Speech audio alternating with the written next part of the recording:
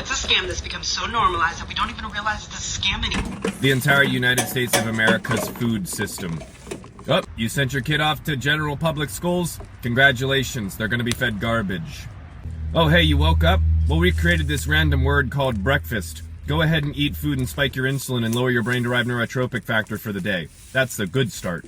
Don't worry, trust us. We created the Food and Drug Administration. Then you might want to ask yourself, why is the Food and Drug Administration in the same sentence?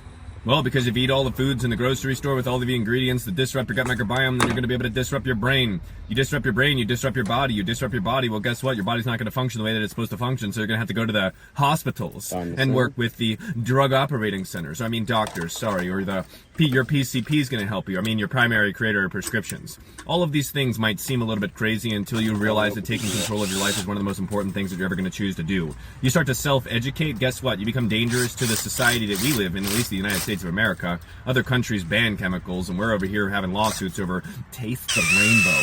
No, taste depression, taste anxiety, taste lower levels of brain-derived neurotropic factor.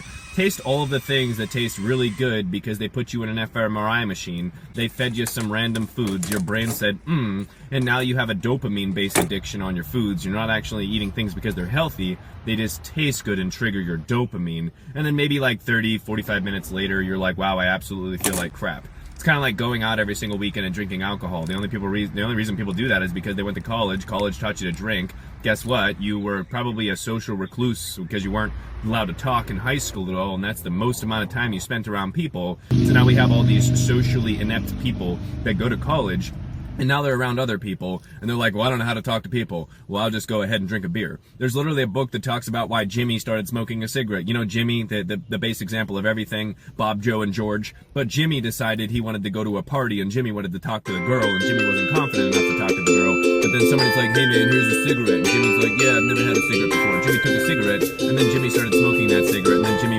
magically was confident enough to talk to the girl, and Jimmy started smoking cigarettes for 30 years. So not only will we convince people to start eating food as soon as they wake up in the form of